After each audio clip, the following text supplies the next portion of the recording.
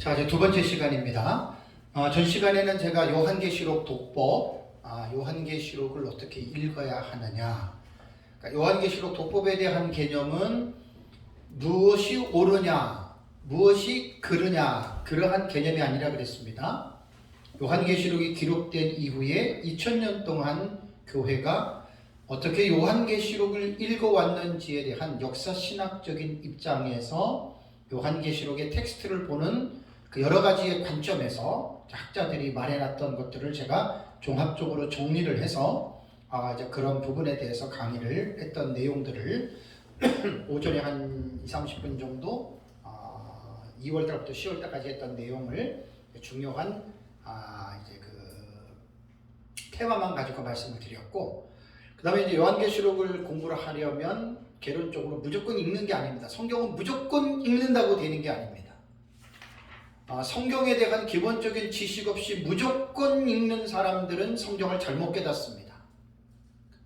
이단과 사이비 교주들이 정명석이도 성경을 한 3000번 이상 읽었다 그래요. 정명석이도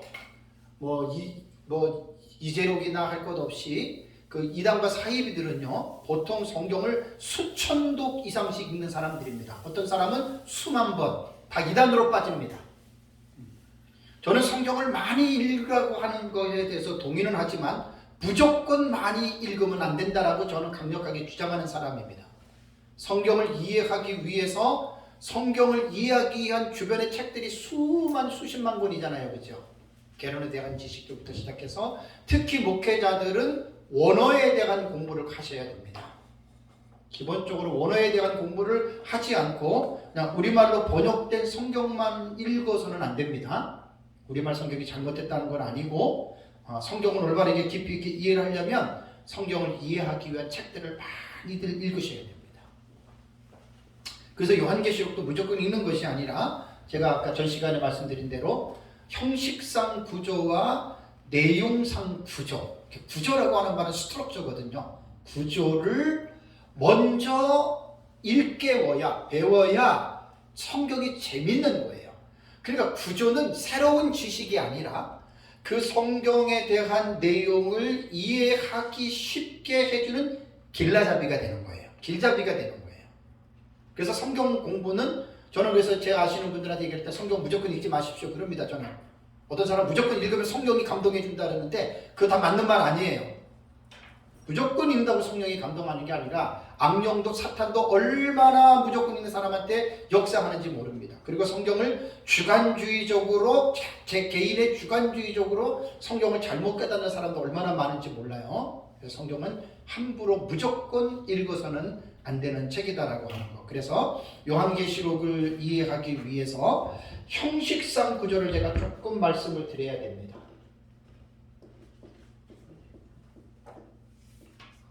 요한계시록을 읽을 때 개론인데 형식상 구조는 어떻게 보는 것이냐. 아까 말씀드린 대로 1장에서 22장까지를 순서적으로 보는 거예요. 순서적으로 보는데 특별히 요한계시록은 6장부터 생각을 해야 됩니다. 1장 5장은 그냥 별로 어렵진 않아서 괜찮아요. 근데 6장 이후를 공부할 때에는 아까 제가 뭐라 그랬죠? 본경과 삽경이 있다 그랬죠? 이거는 어떤 한 사람이 말한 게 아니라 대부분의 학자들이 여기에 전부 다 동의하는 공통적인 언어입니다. 본경과 삽경은. 그러니까 이 본경과 삽경은 뭐냐면 요한계시록을 6장 이후로 한번 읽어보세요. 그러면 전혀 성경이 내용도 모르고 기독교인도 아니고 불신자고 그냥 문학적인 책으로 요한계시록을 읽었다. 몇 번 읽어보면 딱 기억이 남는 게 뭔 줄 아세요? 6장 이후부터는 일곱 인, 일곱 나팔, 일곱 대접. 이거는 어느 누가 읽어도 일곱 인, 일곱 나팔, 일곱 대접이 특징이네. 이건 당연한 거예요. 그래서 그 내용을 본경이라고 학자들이 부르는 거예요. 무슨 전천년주의자들만 말하는 것도 아니고 무천년주의자들만 말하는 것도 아니고 세대주의, 후천년 다 거의 학자들이 6장 이후를 공부할 때에 세 가지 일곱 시리즈, 일곱인, 일곱 나팔, 일곱 대접을 동경으로 분류를 한다는 거예요. 그럼 우리는 학자들이 연구해 놓은 것들을 우리는 따라가잖아요. 그러면 금방 배우게 되는 거예요.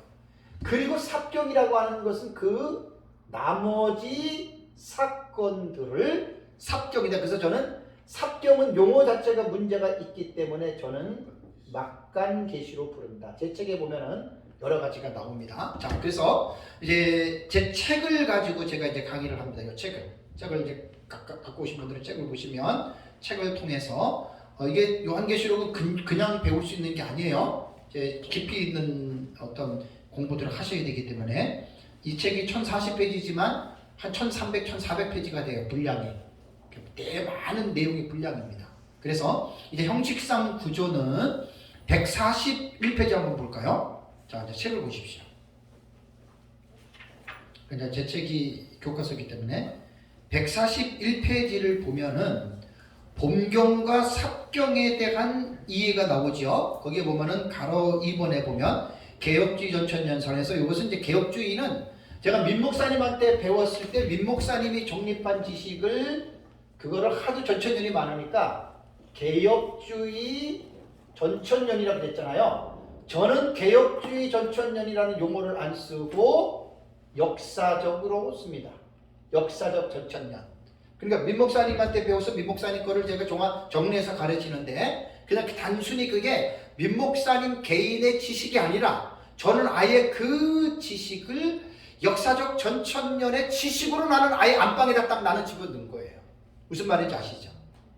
그러니까 민 목사님 개혁주의 전천년설 그러면 그냥 민 목사님이 깨달았던 그것만 얘기를 하는데 나는 이제 그게 싫어요.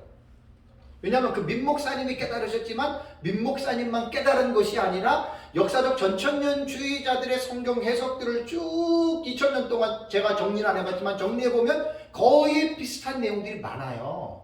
거의 많아요. 또 민 목사님이 누구한테 배웠겠어요? 혼자서 아무런 책도 없이 혼자서 배울 일은 없거든요. 절대 요한계시록 그렇게 못 배웁니다. 혼자서 아무 책의 도움도 신학자들이나 책의 도움도 없이 혼자 공부했다. 100% 그 사람은 이단과 사이비가 됩니다. 완전히 요한계시록 소설을 쓰는 사람입니다. 민 목사님도 누구한테 그래도 책이 많지는 않았어도 배웠을 거 아니에요. 그죠? 들었을 거 아니에요. 물론 기도하면서 성령이 감동을 줬다 그래도 성령은 한 성령이지만 감동은 한 성령이 수천 년을 통해서 모든 사람들에게 계시는 똑같이 계시해 주는 거예요. 그래서 우리가 내가 정리를 했다고 해서 내 게 아니에요. 여러분 이게 하나님이 다 진리를 그렇게 깨닫게 주셨다라고 하는 것 잊어버리면 교만해져서 큰일 납니다. 그래서 저는 민 목사님이 정리한 걸 제 책에는 개혁주의 전천년이라고 특별하게 구분해서 제가 했지만 다시 쓰는 책에는 내가 개혁주의 전천년을 말은 안 씁니다. 역사적 전천년입니다. 이 역사적 전천년은 시작이 초대 교부부터지요. 초대 교부부터 시작된 사상입니다.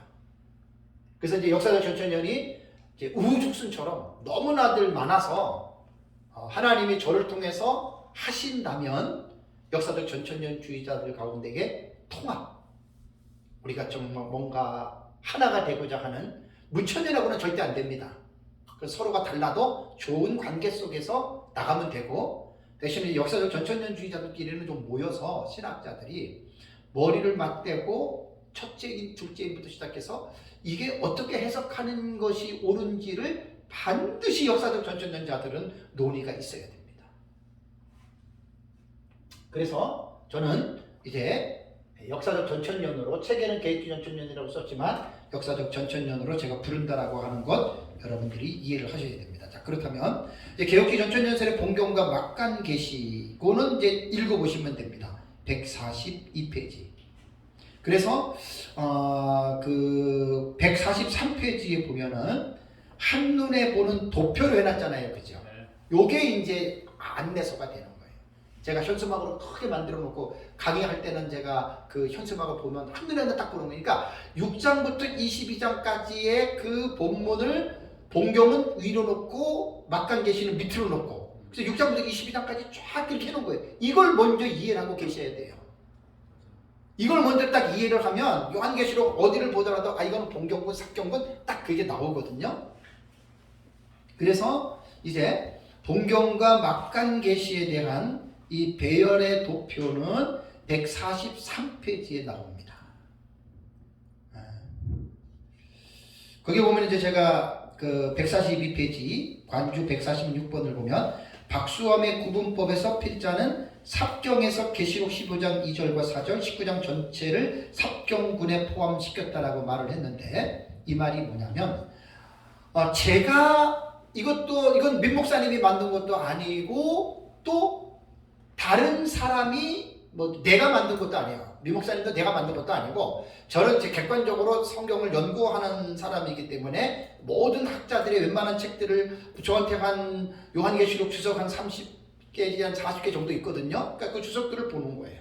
주석들을 보고 그러면서 이제 제가 이렇게 지금 보고 있는데 여기에서 보면은 박수환 박사님이 역사적 전천년주의 학자로서 상당히 잘 해놨어요. 그래서 박수환 박사님 책에 있는 거를 제가 그대로 가지고 왔단 말이에요. 그대로. 요한계시록 주석의 105페이지 보면은 나옵니다. 그래서 제 책은 논문식으로 썼기 때문에 내가 가지고 온 지식을 어디에서 가지고 왔다라고 출처를 제가 분명하게 밝히고 그것을 인용을 했습니다. 그래서 거기 보면은 그 요한계시록에 보면은 그 동그라미 두 번에 보면은 막간계시의 본문과 구조에서 그 필자가 보는 막간계시이 됐잖아요. 그럼 요전에 뭘 먼저 봐야 되냐면 141페이지를 보세요. 자, 141페이지에 보시면은 본경과 삭경에 대한 이해 있지요, 그죠? 요 내용이에요, 요 내용. 요 내용도 다 보면은 거기 보면은 호크마에서 박수환 박사님 책에서 가지고 온 겁니다. 거기에 보면은 삽경은 본경계시의 전후에 위치한 계시들을 말한다. 삽경이란 본계시와 본계시의 막간에 나오는 중간계시로서 주석가들에 의하여 막간극, 중간막, 예견적 여담, 사파, 에피소드, 보충계시, 중간계시 이렇게 부르는 거예요. 이거를 삽경을 이렇게 부른다는 이야기예요. 그래서 저는 막간계시로 부른다는 말입니다. 본경 외의 계시들을. 그러고 나서 이제 거기 관주 143번에 보면은 박수환 박사님 요한계시록 주석 105페이지에 보면은 본서는 본경과 삽경의 상호교차 형식으로 구성되었다. 7인 7나팔 7대접 재림 천연한국 곡감하고 최후심판 신천신지 20장 이후의 그 내용들이거든요. 이것이 대한 환상들은 본경들이고 그랬죠. 그 다음에 7장, 8장 3장 5절, 8장 13절, 10장 1절, 11장에서 14절, 12장 1절에서 14절 그 다음에 20절, 17장 1절에서 18장 24절 바로 그런 것들이 삽경이다.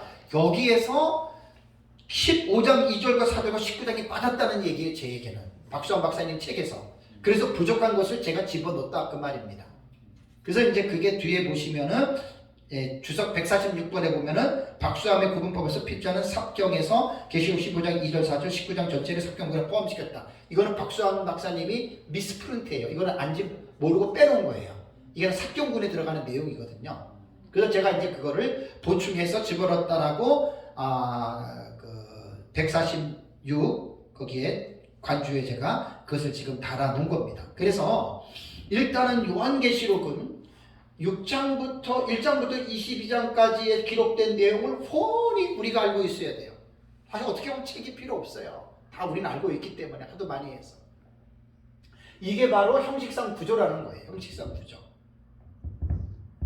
다음에 이제 두 번째 내용상 구조. 이거 사실은 제가 이게 용어를 만든 겁니다. 제가 용어를 만든 건데 만들기 잘한 것 같아요. 왜냐하면 우리가 요한계시록을 쉽게 공부를 하려면 개론적인 지식이 있어야 되잖아요. 그러니까 개론적인 지식을 어떻게 세우느냐에 따라서 요한계시록이 쉬울 수도 있고 어려울 수도 있고 그렇게 되거든요. 그래서 이제 제가 내용상 구조라고 하는 것은 143페이지 아래쪽에 보시면 내용상으로 보는 방법이란 기록된 순서와는 어떻게 해요? 상관이 없어요. 이게 이제 특징이에요. 아까 그 단락 해석법 기억나십니까? 점진법 해석법은 기록된 순서대로 사건이 일어난다고 보잖아요. 그러니까 우리 내용상 구조는 우리는 요한계시록을 공부를 할 때 무천년도 전천년도 다 이렇게 봅니다. 세대주의 빼놓고. 절대로 기록된 순서대로 내용은 사건은 일어나는 것이 아니다. 이거는 거의 다 그렇게 봅니다. 그래서 제가 이렇게 말을 한 겁니다. 그래서 이제 요한계시록의 사건을 체계적으로 재구성을 하는 거예요. 우리는 첫째인, 둘째인, 셋째인, 넷째인, 흰말, 그 다음에 붉은 말, 검은 말, 청황색 말, 이것이 마치 그 순서대로 일어나는 것 같지만 순서대로 절대로 일어나지 않습니다. 뒤바뀝니다. 동시적으로도 일어납니다. 그러니까 요한계시록을 우리가 올바르게 이해를 하려면 첩경, 그것이 기초가 되는 또 어떤 지름길이 되는 방법은 뭐냐면 이 내용상 구조를 먼저 알아야 됩니다. 그런데 내용상 구조를 알려면 뭘 먼저 해야 될 줄 아십니까? 이거 6장부터 22장까지 51가지 사건 나오죠, 그죠? 이거를 다 알고 있어야 됩니다. 이게 쉬운 게 아니에요. 내용상 구조는요, 아무나 이거를 알 수가 없는 이유가 이 첫째인이 뭐예요? 둘째인이 뭐예요? 셋째인이 뭐예요? 다섯째인, 일곱째인, 첫째 나팔, 둘째 나팔, 이게 뭐냔 말이에요. 7장, 8장 내용이 뭐예요? 9장에서 10장은 뭐예요? 14장, 15장은 뭐예요? 이 내용을 훤하게 다 알고 있어야 내용상 구조에 대한 연대기적 정리가 가능해요. 그럼 이제 여러분, 어떤 사람은 그럼 목사님은 다 아느냐? 다 아니까 내가 책을 쓴 거 아니에요. 제 책이 그 증거물이에요. 그러니까 이 책이 1400페이지 원고가 나온 거예요. 제 책이 지금. 네? 여기에 그러니까 이게 요한계시록은 1장부터 22장까지가 종이로 하면 몇 장입니까? 네? 근데 그것을 풀어서 쓴 책이 지금 1400페이지가 되니까. 그러니까 이거는 제가 내용상의 구조는 다시 말씀드리면 전부 다 알아야 돼요. 내용. 그래야 정리를 할 수가 있는 거예요. 여기서 몇 가지만이라도 모른다? 여러분 그러면 완전 정리 안 됩니다. 모르는 거는 미궁에 빠지게 됩니다. 그래서 내용상 구조에서 거기 144페이지 보세요. 144페이지에 보면은 맨 위에 보면은 요한계시록의 내용을 살펴보면 셋째 줄 나오죠. 요한이 보고 들은 사실들을 묘사한 것인데 그가 본 장면이 보았다라고 하는 말이 에이돈이거든요. 카이 에이돈, 그리고 내가 보았다. 내가 보았다. 67번입니다. 이거 제가 지금 정리한 거예요. 그 다음에 또 그가 들은 것이 카이 에쿠사, 그리고 내가 들었다. 아쿠사, 에쿠사 들었다는 거거든요. 이것도 67번에. 그래서 관주 147번에 보면은 이 횟수는 문맥에서 에이돈하고 아쿠사라고 하는 보다 듣다라고 하는 동사가 나오지 않아도 제가 쭉 성경을 연구하면서 문맥의 상황을 보고서 계수한 숫자입니다. 그렇다면 1장에 몇 번 나오고 2장에 몇 번 나오고 3장에 몇 번 나오고 궁금하죠? 바로 그 밑에 요한계시록 나타난 계시와 사건 정리 도표를 보세요. 여기 내가 정리해 놓은 거예요. 그리고 그가 본 장면이 67회, 그리고 그가 들은 장면이 67회이다. 그리고 요한계시록 전장에 나타난 사건으로 본다면 약 61가지인데 2자로 고치십시오. 62가지입니다. 62가지 여기서 고쳐야 되고, 그 다음에 도표 이번에 이제 책이 다시 재판을 하게 되면 지금 수정 아침에 내가 해놓고 왔는데 그 도표의 20장을 보세요. 20장. 도표의 20장을 보면은 5회 해놓고 절수가 1절하고 4절과 7절은 지우셔야 돼요. 4절과 7절. 4절과 7절은 지우시고 1절, 그 다음에 10절, 11절, 12절, 13절 이렇게 5가지가 됩니다. 그리고 20장에 나타난 사건을 4로 적었죠. 이거를 5로 고치세요. 5로. 이거 수정하셔야 됩니다. 10장에 뭐가 한 절 더 들어? 10절. 네, 10절, 11절, 12절, 13절. 1절 해가지고 이제 5가지가 5절이 되고, 그 다음에 이제 그 나타난 사건 뒤에 보면은 4로 되어 있잖아요. 그걸 5로 고치셔야 돼요. 5로. 그렇죠. 5로 고치고 맨 밑에 합계에서 61번을 62번으로 고치면 됩니다. 목사님 어디를 5로 고쳐요? 4. 아니 그러니까 20장에서 맨 끝으로 가면은 나타난 사건 있잖아요. 끝에. 사건에서 4로 되어 있는데 그걸 5로 고치라고요. 5로. 그래서 20장의 사건이 5가지가 나오는 거예요. 1절, 10절, 11절, 12절, 13절. 그렇죠. 예. 그렇게 해서 5가지가 되고 맨 밑에 합계 67에 67에서 61번이 아니라 62로 고치시면 됩니다. 네, 맨 밑에. 자, 그래서 내용상 구조는 여러분 이거 정말 중요합니다. 자, 여기서 이제 보통 사람들이 이렇게 말을 하잖아요. 여러분 이거 이해하기 쉬운 게 아닙니다. 자, 그러면은 제가 우리 이제 도표를 보시면 알잖아요. 도표를 보시면 이거는 보셔야 돼요.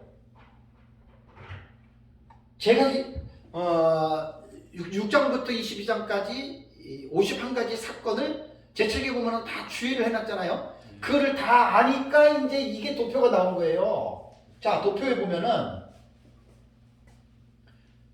한 일회가 전반부가 있고 후반부가 있죠. 우리는 연으로 말하면 전 3년 반이라고 부르고 후반부를 후 3년 반이라고 부릅니다. 이거 다 성경에 나오는 용어예요. 내가 왜 이 말을 하는 줄 아세요?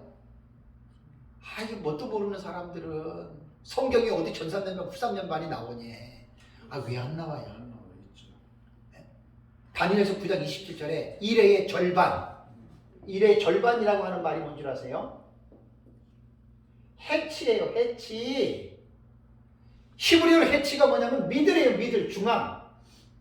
한 일회의 중앙. 우리는 한 일회를 7년으로 해석하거든요. 그러면 또 부천년주의자들은 무슨 한 일회를 7년이냐, 신약시대 전체 아니냐. 그건 자기들 생각이고. 그러니까 자꾸만 이렇게 딴지를 거는 사람들이 너무 많아요. 칼빈도 하루를 1년으로 계산해가지고 7년으로 해석하는 법에 동의를 했어요. 단 우리랑 보는 것은 달라요. 이런 얘기하면 시간이 자꾸만 길어지는 거예요.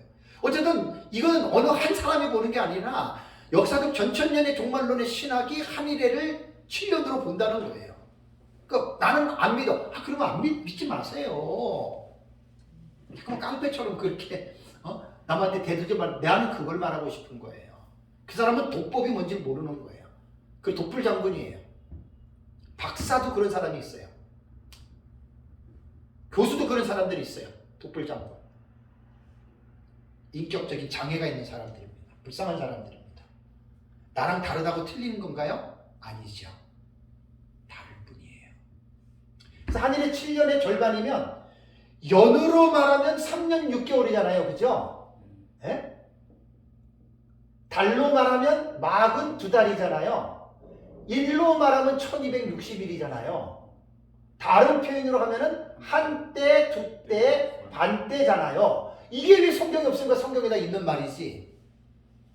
그래서 한일회를 7년으로 보면은 전반부, 후반부, 해치라고 하는 이 전반부가 반이 나오잖아요. 그러면 전반부, 후반부 그러면 연으로 말하면 전 3년 반이고 달로 말하면 전 42달이고 이렇게 나온다 그 말이에요. 그러니까 이런 지식이 없는 무식한 사람들은 자기네들은 이렇게 안 보는데 이게 마치 이상한 것처럼 보는데 왜 성경에 다 있는 용어거든요. 그래서 요한계시록 나타난 계시와 사건 정리도표를 144페이지에 보시면 제가 자세하게 1장부터 22장까지 보았던 계시 횟수 몇 절, 나타난 사건 몇 가지.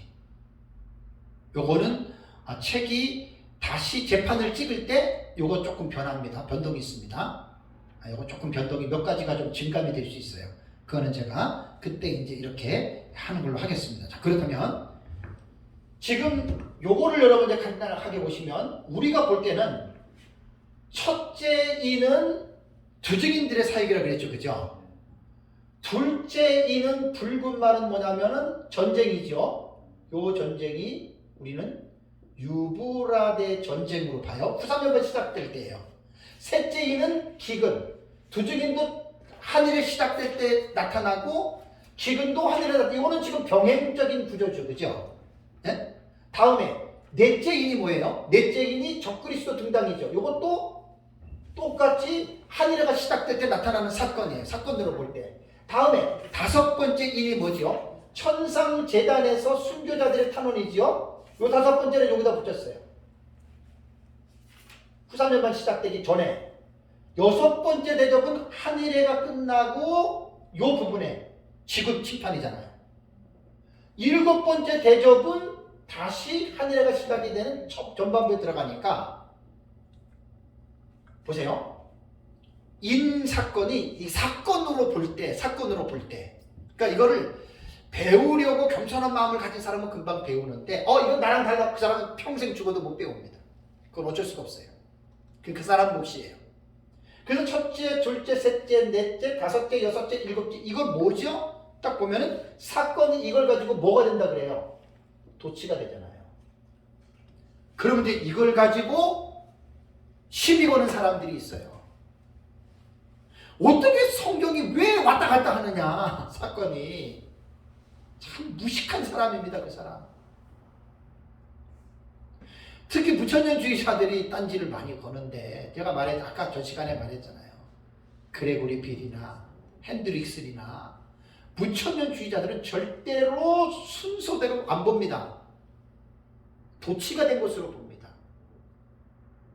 앞에 이렇게 뒤로 가고 뒤에 이렇게 앞으로 가고, 그 무천년주의자들 그렇게 보는 거예요. 그러니까 말이 무천년이지, 무천년이 뭔지도 모르고 그러는 사람들이 아주 허다해요, 허다해. 내가 안타까워서 그러는 거예요. 그래서 우리는 이제 이렇게 사건을 보는 거예요. 자, 이걸 이제 잊어버리세요. 우리는 다 아니까 넘어가고, 모르는 사람들이 여기 한번 골치를 딱 섞으면 이게 좀 궁금해가지고 이제 어떻게 이게 이제 생각도 안 나. 이건 잊어버리세요. 제 다 나오는 건데. 얘는 일단은 잊어버리시는 게 좋아요. 제가 지금 말씀드리고자 하는 건 뭐냐면, 내용상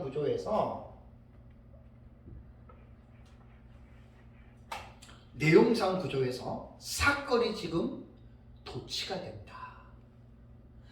저는 사실 민목사님한테 배우면서 처음에 종합적인 정리를 하고 도표를 만들고 나니까 내가 먼저 놀랐어요. 이게 이상하네. 왜 왔다 갔다 하지? 왜 사건이 자꾸만 순서에 따라서 이어지는 게 아니라 왜 이렇게 사건이 도치가 되지? 상당히 의구심을 갖고 계속 제가 연구를 하다가 나름대로 이제 이런 부분들을 제가 이제 발견해낸 거예요. 그렇다면 사건이 요걸 들고 이렇게 닦아요. 그래요. 이걸 들고 맞아요. 잘 지워집니다. 휴지가 이렇게 닦아놓고 이제 띄워내면 됩니다. 네, 또 돌려서 닦고 하시죠. 그렇죠.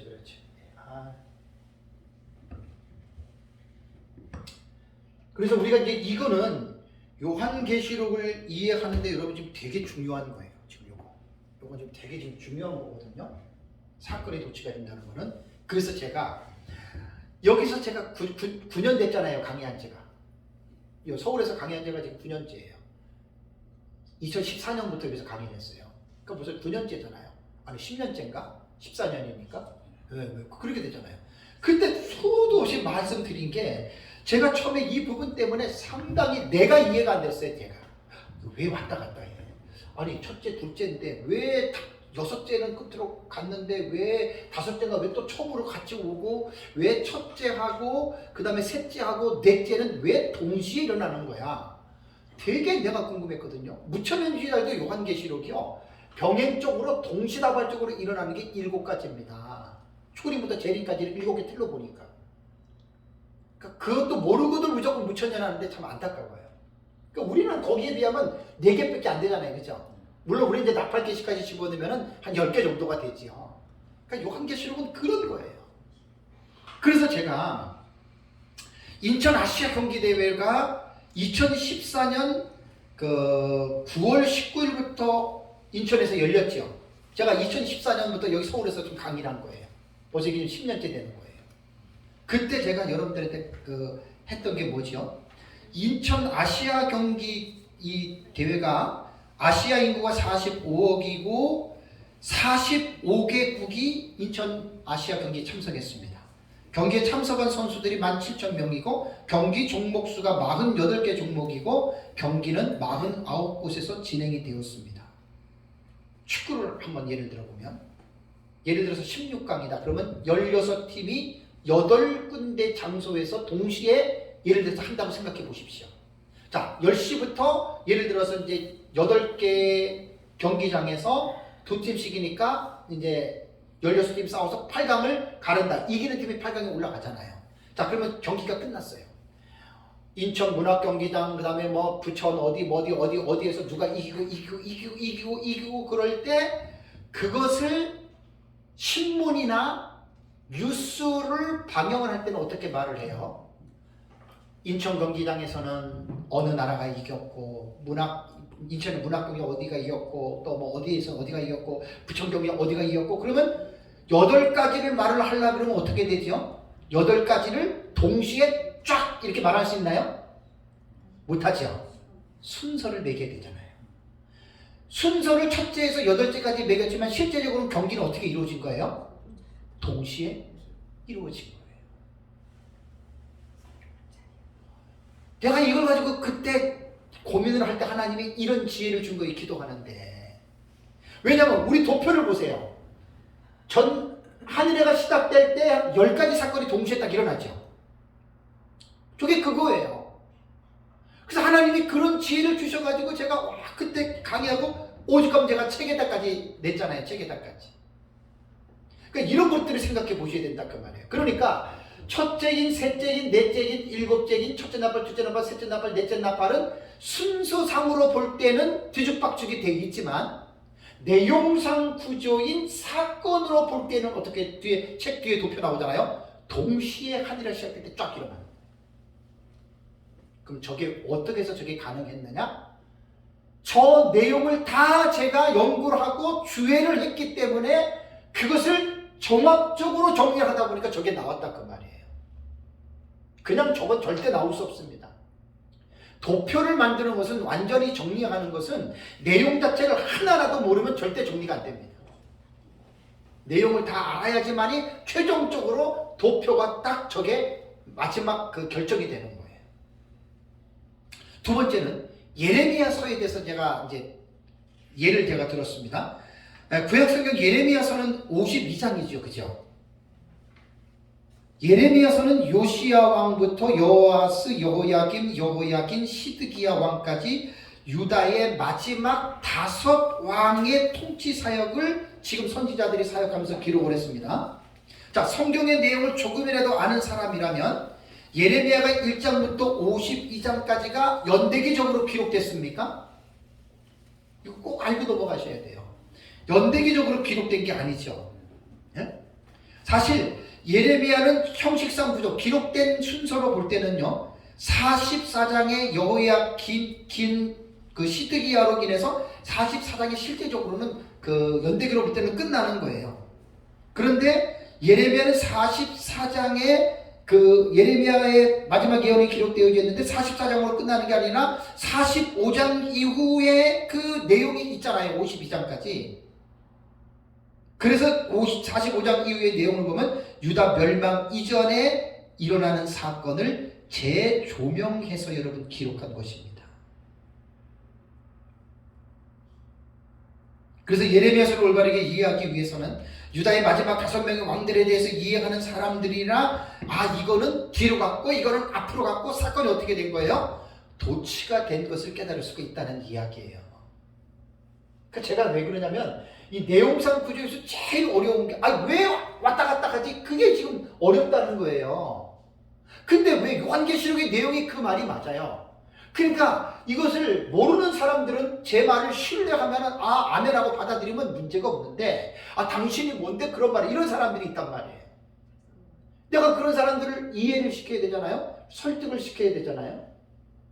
제 책이 바로 그렇게 쓴 거예요. 세 번째는 다니엘서 9장에 71회가 나옵니다. 여러분 9장 24, 25, 26, 27절 71회 나오죠.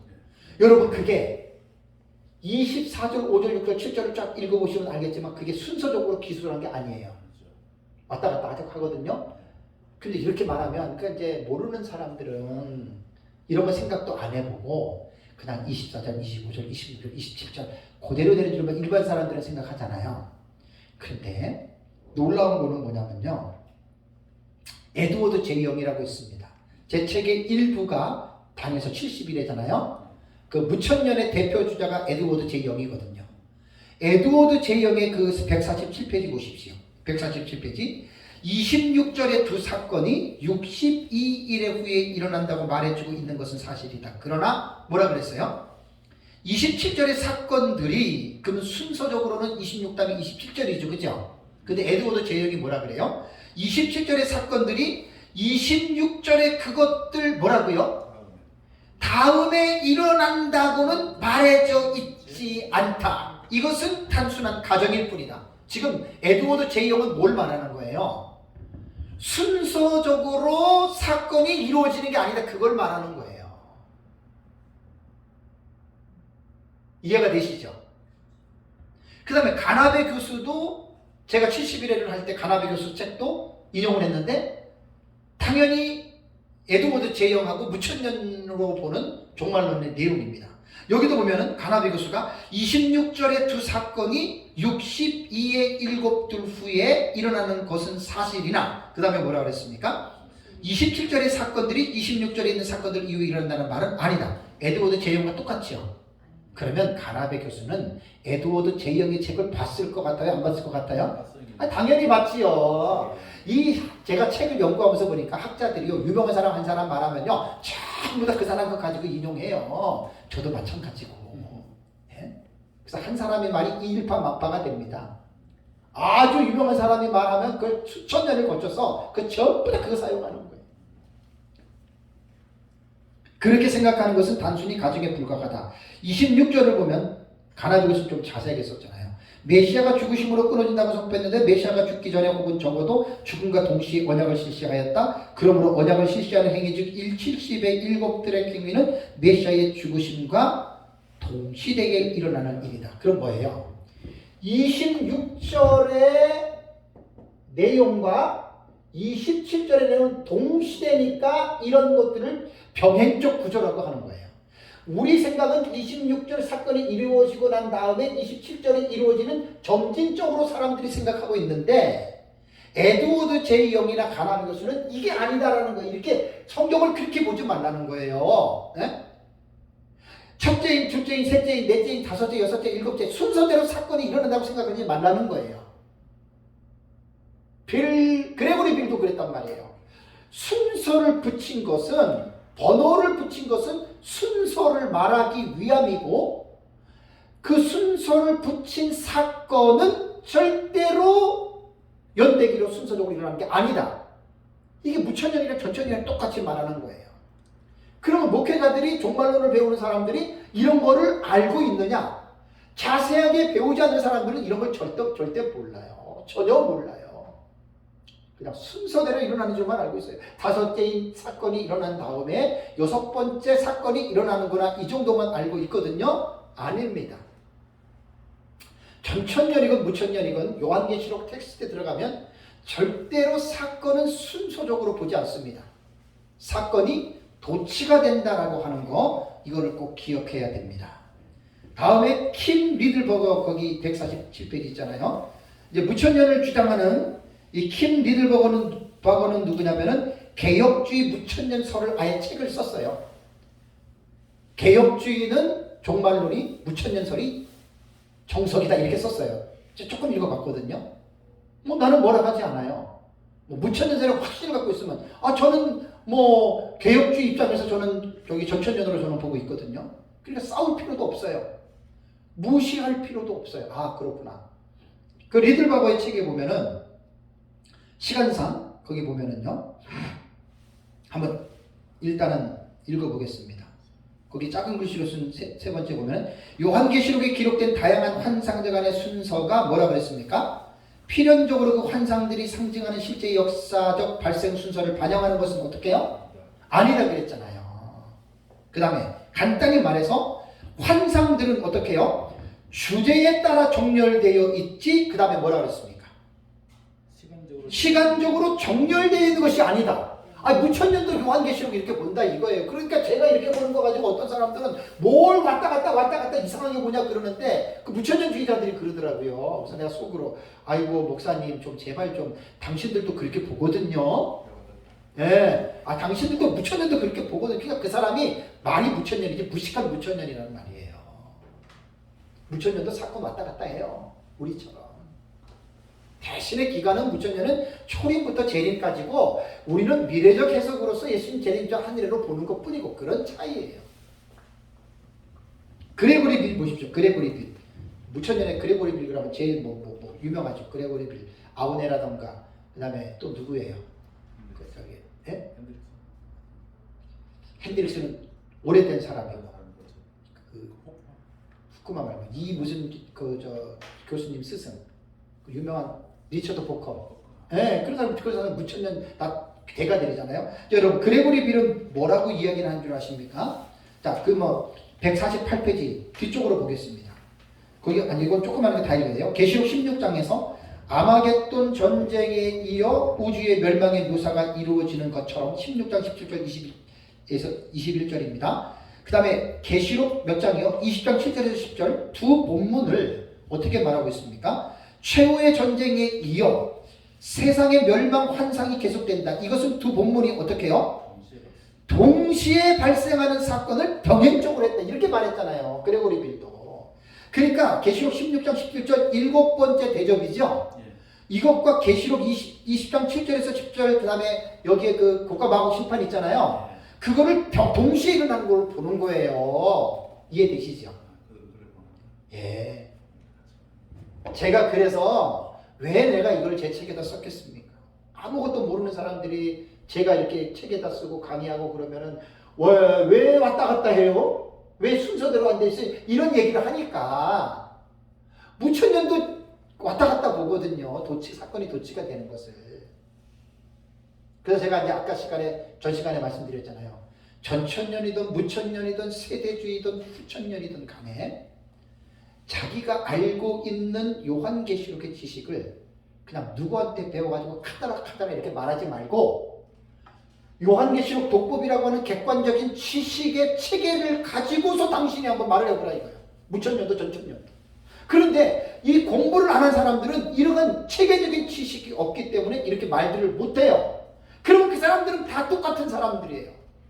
누가 그러니까 그렇게 카다락 하니까 내 것만 알고 있는 사람들이잖아요.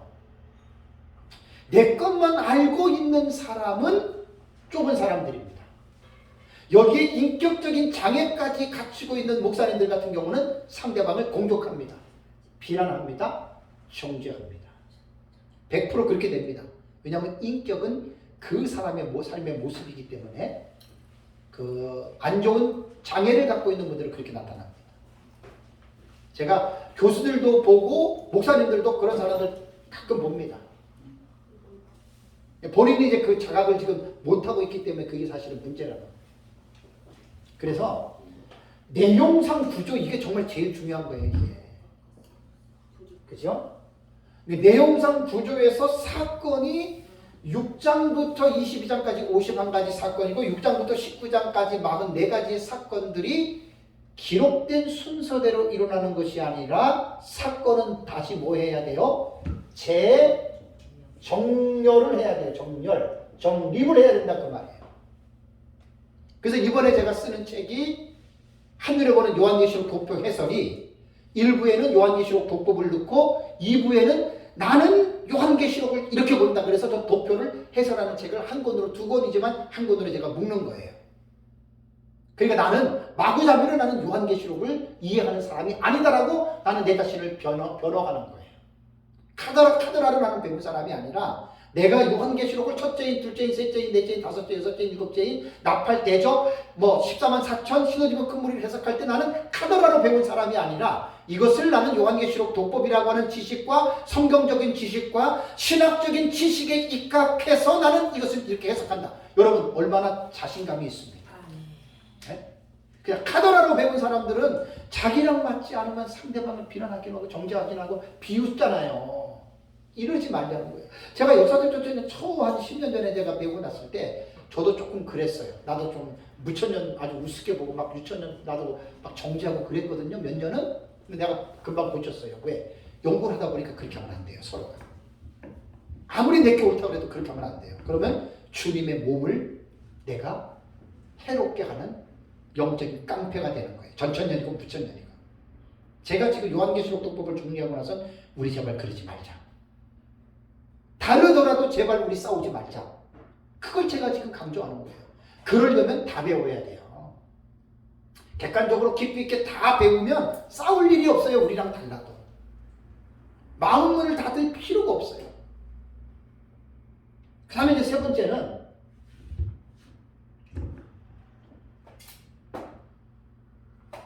세 번째는 뭘 제가 지금 강조를 하냐면 각자 나름대로 요한계시록을 지금 공부들을 하잖아요. 그죠? 요한계시록을 공부들을 하는데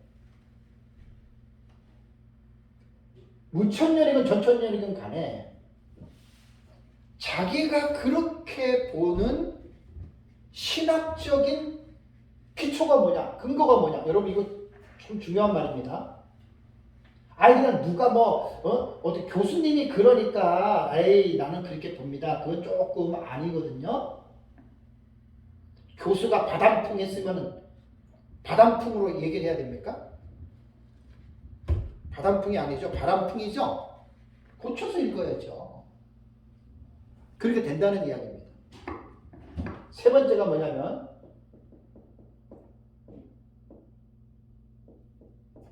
신학적 기초입니다. 신학적 베이스입니다. 자, 요한계시록을 이해하기 위해서는 구약 성경과의 관계를 분명하게 해야 됩니다. 왜냐하면 성경은 통일성이 있어요. 통일성. 아까 제가 맥락이라는 말을 썼죠. 그죠? 맥락을 생각하셔야 돼요. 그러니까 신약의 계시는 신약 성경만 가지고 완전한 해석이 안 나옵니다. 구약의 계시도 구약 성경만 가지고 완전하게 해석이 안 나옵니다. 서로가 다 계시를 필요로 해야 돼요. 구약 성경이 완성되려면 신약 성경이 있어야 되고 신약 성경이 완성이 되려면 구약 성경이 있어야 돼요. 자, 이러한 통일성 입장에서 우리가 요한계시록을 볼 때는 요한계시록은 성경의 맨 끝에 있지만 반드시 창세기부터 구약 성경으로 들어가서 창세기부터 구약 전체와 신약 성경 마태복음부터 전체의 통일성을 가지고 요한계시록을 이해를 해야 된다 그 말입니다. 자, 제가 지금 이 말은 마구잡이로 배운 사람하고는 뭔 차이가 있죠? 마구잡이로 가르치는 사람은 이런 말 해요, 안 해요? 안 하죠. 첫째는 흰말은 적그리스도다. 흰말은 그리스도다. 이런 것만 얘기하잖아요. 그죠? 14만 4천은 구원받은 총수다. 14만 4천은 유대인의 구원받은 총수다. 14만 4천은 마지막 때의 환란 뭐 이렇게 그것들만 얘기하잖아요. 이거는 정말 기가 막힌 코미디입니다. 코미디. 성경을 그야말로 개론도 없고 기초도 없고 지식도 없이 그냥 14만 4천은 뭐고 신어지고 금브리는 뭐고 불이 섞인 유리바다는 뭐고 이런 것만 이야기들을 하는 거예요. 그거를 10년, 20년, 30년을 배운 사람들이 어떻겠어요? 꽉 막힌 사람들이에요. 정말 쫓아난 사람들이에요. 그것만 그렇게 배운 사람들은 안목이 정말로 좁은 사람들이에요. 그래서 요한계시록은 요한계시록 자체만으로 해석이 안 됩니다. 절대 안 됩니다. 요한계시록만 가지고 요한계시록 푸는 사람들은 완전히 코미디입니다. 그런 거는 들을 필요가 없습니다. 웃긴 내용입니다. 성경 전체 구약 성경과의 연결고리를 가지고서 이제 성경을 봐야 되는데 성경의 통일성 입장으로 볼 때 요한계시록의 신학적 기초는 구약에 반드시 기반을 둬야 됩니다. 구약의 선지서부터 여러 가지가 있지만 창세기부터 다 있지만 제일 중요한 게 뭐냐면 구약의 묵시록이 뭐냐 다니엘서입니다. 시간상 다 못하고 중요한 것만 제가 말씀을 드립니다. 다니엘서 중에서 다니엘서는 다니엘과 세 친구가 뜻을 정해서 음식을 안 먹고 말씀을 지켜가지고 사자굴에서도 안 죽고 풀무불에서도 안 죽고 그래가지고 총리가 되고 높은 데 있고 아주 막 이렇게 살았다. 그것을 말을 하려고 다니엘서를 기록한 게 아니에요. 다니엘서를 기록한 중요한 목적은 계시거든요. 마지막 계시 2장, 7장, 8장, 9장, 11장, 12장. 나중에 내가 이것도 다 책을 씁니다. 그렇다고 뭐 1장과 3장과 4장과 5장과 6장과 이런 10장과 이런 게 필요 없다는 말이 아니에요. 그 계시적인 의미로 볼 때는 이 장이 제일 중요한 거예요. 여기에 뿌리를 두는데 이 중에서 9장입니다. 이 중에서 다니엘서 9장인데 다니엘서 9장에서 9장 24절과 27절을 보면은 70일의 계시가 나오죠. 저는 종말론을 배우기 전에 저는 전천년으로 안 배우고 옛날에 스승이 무천년이기 때문에 무천년이 뭔지도 모르고 그냥 무천년 하다가 그러니까 전혀 종말론적인 용어를 몰랐어요. 그래서 나중에 성경을 공부할 때 보니까 70일에 진짜 부끄럽게도요. 종말론 모르는 사람들은 70일에 별 관심 없거든요. 나중에 종말론 배우면서 70일의 본문을 보고 너무나 70일의 본문이 너무나 중요한 거야. 너무나 이건 중요한 거예요. 70일. 그래서 제가 7년 됐나요? 그죠? 7년 전이나 그때 여기서 제가 그 71회를 52시간 그때 한 학기 강의를 했잖아요. 그때 목사님도 다 들으셨죠? 71회를 제가 그렇게 강의를 했습니다. 그리고 내가 70일의 책을 먼저 쓰려고 하다가 원고가 한 400편이 돼 있어요. 그래서 100페이지만 정리해가지고 제 책 앞에다가 일부러 집어넣은 이유는 요한계시록은 71회를 모르고 요한계시록은 말할 수 없다. 누가 뭐라고 해도 저는 이게 자신 있게 말해요. 그래서 제가 보는 요한계시록은 신학적 기초가 있는데 이 신학적 기초가 다니엘서 9장 24절과 27절에 있는 71회의 계시에 기반을 두는 거예요. 여기에 기초를 두고 우리는 요한계시록을 우리는 해석해 나간다. 이게 제가 요한계시록을 보고 있는 신학적인 기초입니다. 만약에 요한계시록을 깨달았다고 하고 안다는 사람들이 자기가 도대체 요한계시록을 어떻게 보는지 인과 나팔과 대적과 그 내용들이 무슨 내용인지 신학적 입장을 설명하지 못하고 그냥 혼자서 랄랄랄라 이렇게 하잖아요. 그 사람도 볼 것도 없어요. 그냥 카더라 신앙이에요. 카더라.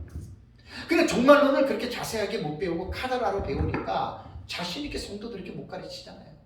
가끔 가다가 무슨 지진이 일어나고 전쟁이 일어나고 그러면 그거 하나 갖다가 그날은 또 강대상에서 막 소리를 지르고 예수님의 재림이 가까웠는데 성도들에게 불안과 공포를 끼치잖아요. 목사님들이.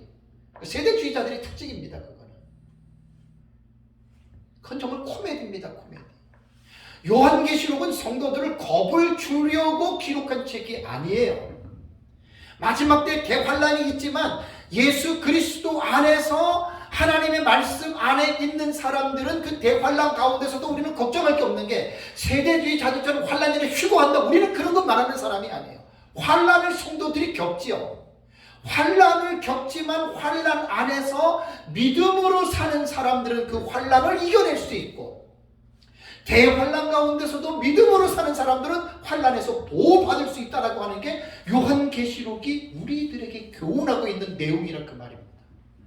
요한일서에 보면 세상을 이긴 이김은 이것이니 우리의 믿음이라고 그랬잖아요. 믿음으로 세상을 이기는 거예요. 그러니까 요한계시록은 뭐냐면 성도들에게 참된 믿음을 불러일으켜 주는 거예요. 무슨 재앙이나 이런 것들을 가지고 막 성도들을 겁줘가지고 그거는 요한계시록을 잘못하는 오해하지 마세요. 사기꾼들이 사기꾼. 어디 성도들에게 요한계시록을 가지고 성도들을 소망을 주고 위로를 줘야지 겁이나 주고 그냥 그 세대주의자들 대표적으로 그 선두주자에 있는 사람들이고 저도 역사적 전천년이지만 역사적 전천년주의자들 가운데 그런 자들이 꽤 있어요. 나는 제가 볼 때 그 사람이 역사적 주의자가 아니고 세대주의에 그냥 경도된 사람, 치우친 사람이에요. 그리고 강의하는 사람들, 설교하는 사람들 가끔 들어보면 진짜 기가 막혀. 그리고 자기가 대단한 사람들 착각하고 있더라고요. 그거 아닙니다, 여러분. 요한계시록을 잘 읽어보세요. 요한계시록을 잘 읽어보세요. 겁주고 그런 책이 아니죠. 제가 이제 쭉 앞으로 강의를 제 책을 가지고 이제 이렇게 쭉 해나가면 7장 같은 데 들어가서 그 신어집은 큰 물이 와 소망이에요 소망. 구원받은 자들의 무리가 아니고 대환란 가운데 예비처에서 하나님의 보호받는 사람들이에요. 근데 그게 뭐냐면 믿음을 가진 자들이에요. 절대 요한계시록 가지고 성도들 겁주고 사기치는 목사들 되지 마시고 그러려면 차라리 요한계시록 모르는 게 나아요. 요한계시록 모르는 게 나아요. 요한계시록 설교하지 말고 그냥 그래도 그냥 교회 부흥될 수 있고 그 잘못은 하지 말아야 될 거 아니에요 목사가. 아무것도 모르면서 그냥 요한계시록 해가지고 자기 주관적으로 나는 역사적 전천년이지만 진짜 역사적 전천년자들을 볼 때 상당히 내 마음이 안 좋습니다. 저 사람이 세대주의하고 지금 분간이나 하고 지금 역사적 전천년이니까 더 웃긴 건 뭔지 아세요? 누가 봐도 완전한 세대주의고 누가 봐도 시한부 종말론인데 그 사람이 뭐라 그러는 줄 아세요? 나는 역사적 전천년주의자래. 내 이런 데라면 이름 될 수 있어요. 누가 봐도 극단적 세대주의고 누가 봐도 시한부 종말론주의자인데 자기는 역사적 전천년주의자래. 여러분 그게 뭔 말입니까 여러분 그게? 그 틀린 말이잖아요 그거. 네? 역사적 전천년주의는 그러한 여러분 아나모인이나 그렇게 성도들에게 성경을 갖고 장난치는 게 역사적 전천년이 아니에요. 정말 똑바로들 사역자들이 종말론 공부를 하셔야 됩니다. 이거 뭐 목사님들 뭐든지 빨리빨리 하잖아요. 뭐 몇 주 해가지고 요한계시록 다 배운다. 그거 정말 웃긴 말입니다. 몇 년을 배워도 제 책 이거 배우려면 최소한 2년? 최소한 2년 배우셔야 돼요. 최소한. 그게 좀 깊이 있게 공부를 할 수가 있어요. 자, 그렇다면 여기 70일의 계시에서 중요한 거는 뭐냐면 제 책의 82페이지를 볼까요? 이거 이제 일부에서 내용이 나옵니다. 제 책의 82페이지를 보면은 70일의 계시에서 제일 그 문제가 되는 본문이 뭐냐면 82페이지에 보시면은 그 연속적 이론과 거기 이제 81페이지를 뒤쪽으로 보시면 예순두 일의 이후를 보는 두 가지 관점이 있죠. 그죠? 예순두 일의 요 관점이 되게 중요합니다. 예순두 일의 후에 보는 두 가지 관점인데 70일의 계시에서요. 70일의 계시는 공식이 어떻게 되냐면 7일에 플러스 62일에 플러스 1일에 그래서 70일회가 되거든요. 요 7일회와 62일회와 1일회를 어떻게 해석하느냐 그것은 신학적 입장에 따라서 달라요. 똑같을 수가 없어요. 다른 것을 내 것만 옳다고 하는 그 사람이 문제지요. 제 책에 보면은 저는 웬만큼 5가지 학파들을 다 이해를 했잖아요. 저는 그 써놓은 거 아니에요. 제 책이. 그게 결과물이에요. 자기 거 하나만 가지고 고집하는 사람들 제일 불쌍한 사람들이에요. 여기서 제일 중요한 게 뭐냐면 예순두 일의 후예라고 하는 말이 70일의 본문에 나옵니다. 요 예순두 일의 후예라고 하는 이 말씀 속에는 7일회가 추가가 된 거예요. 7일회가 추가가 돼가지고 예순두 일의 후예라고 하는 말은 뭐냐면 69일회가 여기에 포함이 됐다라고 보셔야 된단 말이에요. 그러면 69일회 후에 남은 것은 1일회밖에 없잖아요. 요 1일회를 어떻게 해석하느냐가 요가 70일회를 이해하는 관건이 됩니다. 제 책은 사실 이 70일회 되게 어려운 책이에요. 공부들 많이 읽어보셔야 돼요. 자, 그러면 82페이지 보면은 연속적 이론이 나오죠. 연속적 이론, continuous theory입니다. 다음에 두 번째가 간격 이론입니다. 갭 시올입니다. 그러니까 69일회와 나머지의 1일회가 연속으로 69일회가 끝난 다음에 연속적으로 한 일회가 이어지느냐, 아니면 69일회 다음에 한 일회는 간격이 있느냐, 그거거든요. 여기 보면은 연속적 이론, 이 연속적 이론은 전통적 메시아 해석법과 자유주의 해석법과 기독교의 해석법에서 주장하는 겁니다. 그게 70일의 책에 다 나와요, 앞에. 전통적 메시아 해석법이 대표적인 무천년 해석입니다. 에드워드 제이어, 가나베. 자유주의 해석법은 자유주의자들, 70일회가 안티오코스 사세의 비판에서 시대에 다 일어났다 이렇게 과거를 보는 거고, 기독교의 해석법은 카일 델리치 있잖아요. 그 사람이 보는 기독교의 해석법은 무천년하고는 또 다르고 전천년 쪽으로 가까워요. 카일 델리치 쪽은.